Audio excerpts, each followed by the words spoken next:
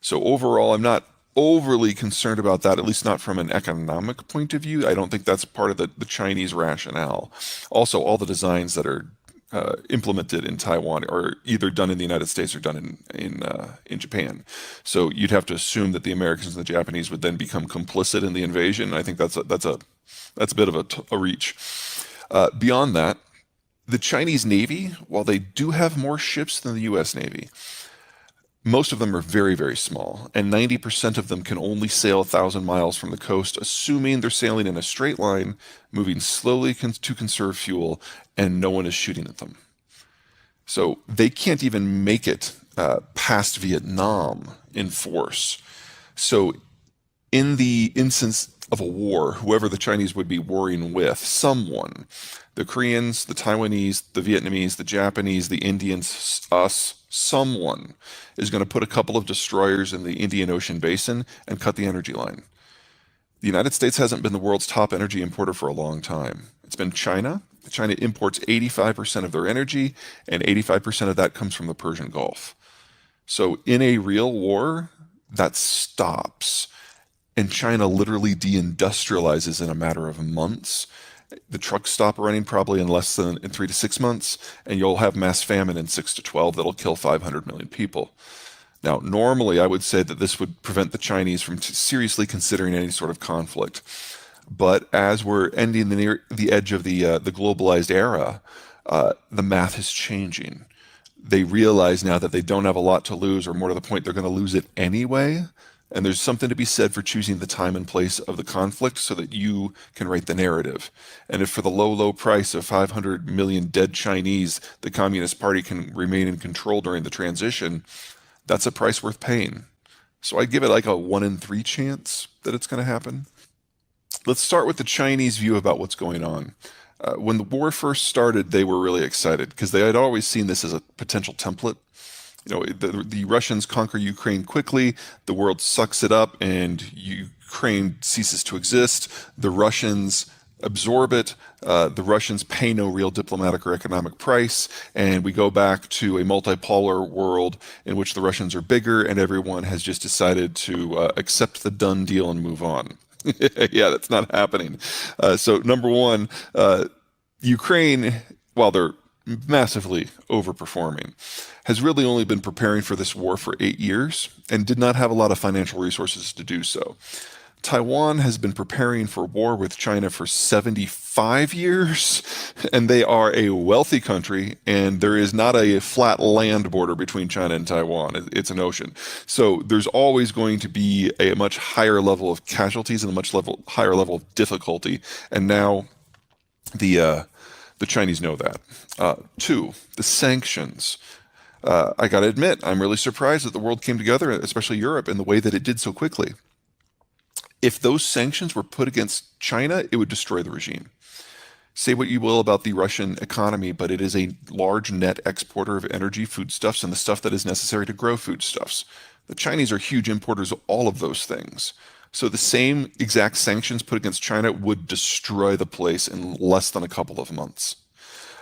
But I think the one issue that has terrified the Chinese the most is that the boycotts. Everybody's left Russia, and that is the development model for China. They need that for the market access. They need that for the technological transfer. If they didn't have foreign corporations operating, they'd be dead.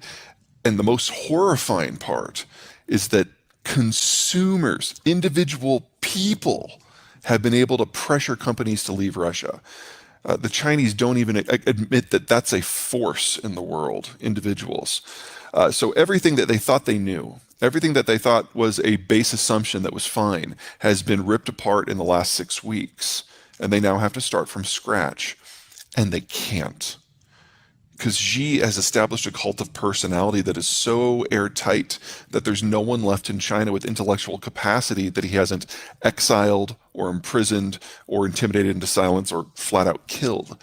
He's the only one who can make decisions on anything anymore. And now he has to start from scratch while also ruling a country of 1.4 billion people. It's beyond him. And so we are seeing cascading, compounding failures throughout the Chinese system right now. Probably the best example going on right now is the COVID lockdowns. The Chinese vaccine doesn't work. It barely worked against the original strain out of Wuhan. It was like 55% effective at preventing death, but it did nothing for severe disease. It did nothing for infection. Well, we're 4 variants down now with Omicron B, and the Chinese vaccine is useless against it. So their only possible tool is a full lockdown. But this thing is more communicable than measles. So right now we've got 65 cities in lockdown, the biggest of which is Shanghai, and Guangzhou is probably going to go into lockdown this coming week. And so the Chinese are no longer even reliable partners in supply chain manufacturing because they can't fight the virus effectively. So we're seeing China removing itself by bit or chunk by chunk from the entirety of everything that we've always associated with China, most notably in manufacturing. And so one of the fun things with some of my clients right now is, I've been telling people for years that in some way this relationship was going to end. It could be because of trade or because of security or because of ethics or because of the genocide or because of jobs or because of populism. Any of these factors could completely torpedo the relationship. So you need to start planning for what is going to be your next scheme for supply. And a lot of them who have chosen not to do anything are now calling me. They're like, what do we do? I'm like, well, 3 years ago, here's what you should have done, if you remember. But there's limited labor in the United States and Mexico because of that demographic transition. And so the first mover advantage has gone to certain companies, and everyone who's late to the game now has to figure out how to do something completely from scratch with new infrastructure in a new place. You don't do that in 6 months. Right. No, it does. It does. The problem with answering that is we have a cult of personality.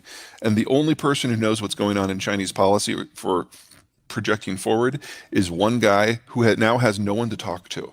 Right. So, for example, the United States has been able to somehow, through some excellent work, basically read Putin's email and the emails and the phone records of everyone in the inner circle and everyone in military planning.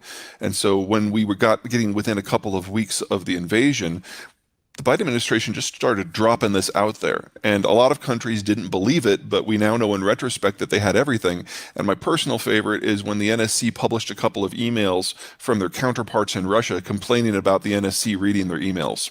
That was just funny. Thanks. Yeah. That doesn't work in China.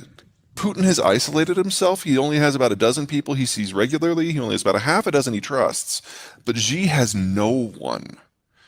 And so no one is willing to bring Xi information unless it's specifically requested. Because it doesn't matter if it's good news or bad news. It's news. And if it clashes with what's going on in his head, they're out ahead. So our best understanding is that when Putin came to Beijing, which, by the way, was the first world leader that Xi had met with since January of 2020, he's that isolated. He believed everything that Putin told him because no one in his own intelligence services dared say anything. And so when the invasion actually did happen, Xi was shocked because Putin lied to his face. Yeah. And I'm sure there was a bit of a purge within the remaining people who serve Xi, and so he's even more isolated now. Sure. So we just don't know, and more importantly, Xi doesn't know. And he has now removed himself from all capacity for learning and adapting.